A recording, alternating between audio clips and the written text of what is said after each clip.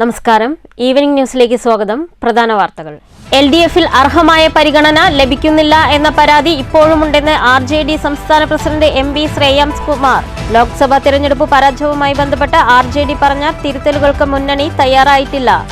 പാർട്ടിയിൽ നേതൃമാറ്റം സംബന്ധിച്ച ചർച്ച നടക്കുമെന്നും ശ്രേയാംസ് കുമാർ. മൾട്ടിനാഷണൽ കമ്പനികളുടെ കടന്നുകയറ്റം എല്ലാ മേഖലകൾക്കും ഭീഷണിയെന്ന് മന്ത്രി K കൃഷ്ണൻകുട്ടി. രാജ്യത്ത് ഭൂമി മുഴുവൻ കോർപ്പറേറ്റുകൾ കൈയടക്കിക്കൊണ്ടിരിക്കുകയാണെന്നും മന്ത്രി.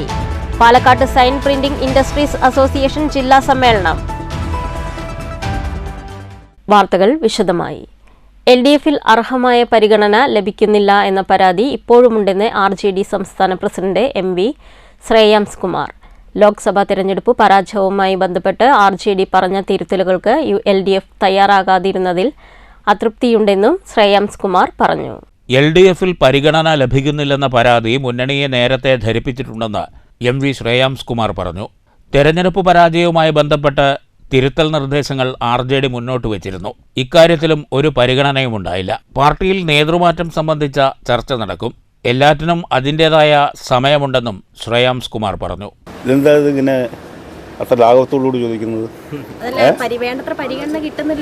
ആ പരാതിയുണ്ട്. അത് ബോധ്യപ്പെടുത്തിയിട്ടുമുണ്ട്. അതിൻ്റെ സമയം വരുമ്പോൾ അവർ പരിഗണിക്കുന്നതാണ് വിശ്വസിക്കുന്നത്. ഈ തെരഞ്ഞെടുപ്പിന് ശേഷം ഈ RJD മുന്നോട്ട് വെച്ച തിരുത്തലുകൾ, എന്തെങ്കിലും തിരുത്തലുകൾ അങ്ങനെ മുന്നോട്ട് വെച്ചിട്ടുണ്ട്? കഴിഞ്ഞ കമ്മിറ്റിയിൽ പറഞ്ഞാണല്ലോ. LDF അതിൻ്റെ സമീപനമായിരുന്നു. LDF പിന്നെ കൂടിയിട്ടില്ല. കഴിഞ്ഞ കമ്മിറ്റിയിൽ നമ്മൾ കൃത്യം ഞങ്ങളെ തെരഞ്ഞെടുപ്പിൽ അവരോടും പറഞ്ഞാണ്. ഇപ്പം പിന്നെ പറഞ്ഞിട്ട് കാര്യമില്ലല്ലോ. News bureau, Thrissur. മൾട്ടിനാഷണൽ കമ്പനികളുടെ കടന്നുകയറ്റം എല്ലാ മേഖലയിലുമുള്ള സാധാരണക്കാരുടെ നിലനിൽപ്പ് തന്നെ ഇല്ലാതാക്കുമെന്ന് മന്ത്രി K Krishnankutty. Sign printing industries association Palakkad ജില്ലാ സമ്മേളനം ഉദ്ഘാടനം ചെയ്യുകയായിരുന്നു മന്ത്രി. അദാനി അംബാനിമാരുടെ 3 ലക്ഷം കോടി എഴുതിത്തള്ളിയത് സമൂഹത്തിലോ രാഷ്ട്രീയക്കാരുടെ ഇടയിലോ പത്രക്കാർക്കിടയിലോ ചർച്ചയായില്ല. സാഹോദര്യം, സമത്വം എന്നിവയോടൊപ്പം ഭരണഘടനയിൽ സോഷ്യലിസവും എഴുതി പിടിപ്പിച്ചു. സോഷ്യൽ മീഡിയയുടെ വരവ് ഫ്ലക്സ് പ്രിന്റിംഗ് മേഖലയെ തകർത്തു. പരിസ്ഥിതി സംരക്ഷണം പറഞ്ഞ ഫ്ലക്സുകൾ നിയന്ത്രിച്ചെങ്കിലും കോർപ്പറേറ്റ് കമ്പനികൾ മറ്റൊരു പേരിൽ തുടങ്ങിയാൽ ആരും ഒന്നും മിണ്ടില്ല. ഭൂമി മുഴുവനും കോർപ്പറേറ്റുകൾ കൈയടക്കിക്കൊണ്ടിരിക്കുകയാണ്. രാജസ്ഥാനിൽ ആയിരക്കണക്കിന് ഏക്കർ ഭൂമി കൈയടക്കി ഇപ്പോൾ സോളാർ വെച്ച് ലക്ഷങ്ങൾ ഉണ്ടാക്കുകയാണെന്നും മന്ത്രി പറഞ്ഞു. അംബാനി അദാനി വിത്തലിന് 3 ലക്ഷം കോടി ഇതൊന്നും സമൂഹത്തിലോ ഞങ്ങളുടെ രാഷ്ട്രീയക്കാർക്കിടയിലോ ചർച്ചയില്ലാതെ ഇപ്പോ നമ്മുടെ ഭരണഘടനയിൽ സമത്വം, സാഹോദര്യം, അത് പോരാതെ സോഷ്യലിസം കൂടി എഴുതി ചേർന്നു. ഇപ്പോഴത്തെ സ്ഥിതി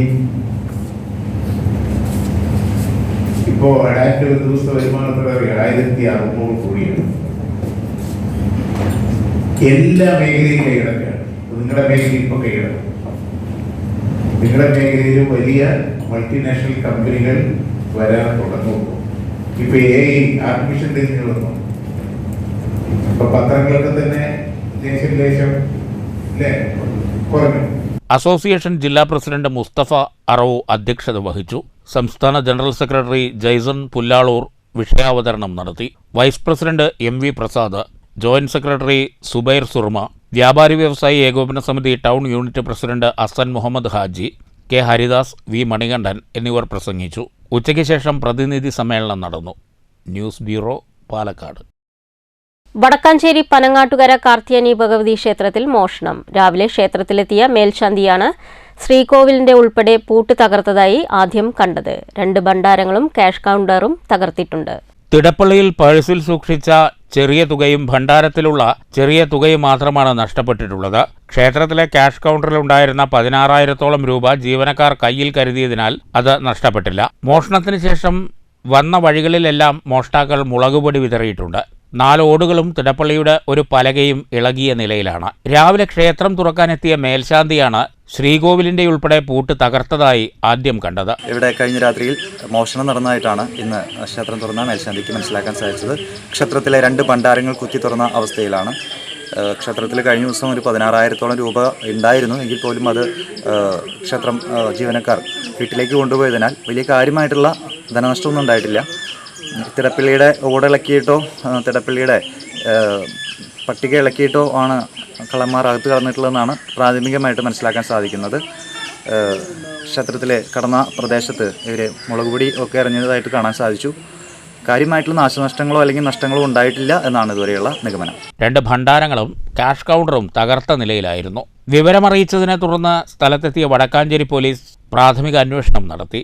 ഫിംഗർ പ്രിന്റ് വിദഗ്ധരുൾപ്പെടെ സ്ഥലത്തെത്തി പരിശോധന നടത്തിയാലേ മോഷ്ടാക്കളെക്കുറിച്ചുള്ള കൂടുതൽ വിവരങ്ങൾ ലഭ്യമാവുകയുള്ളൂ.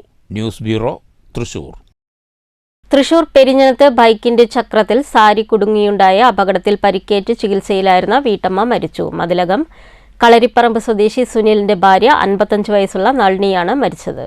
ഇക്കഴിഞ്ഞ ചൊവ്വാഴ്ച പെരിഞ്ഞനം കപ്പയിളക്കടുത്ത് ദേശീയപാതയിലായിരുന്നു അപകടം. മകനോടൊപ്പം ബൈക്കിൽ പോകവെ പിന്നിൽ ഇരുന്നിരുന്ന നളിനിയുടെ സാരി ബൈക്കിന്റെ ചക്രത്തിൽ ചുറ്റിയാണ് അപകടമുണ്ടായത്. റോഡിലേക്ക് തെറിച്ചുവീണ ഇവർക്ക് ഗുരുതരമായി പരിക്കേറ്റിരുന്നു. ചികിത്സയിലിരിക്കെ ഞായറാഴ്ച ഉച്ചയോടെ തൃശൂരിലെ സ്വകാര്യ ആശുപത്രിയിൽ വച്ചായിരുന്നു അന്ത്യം.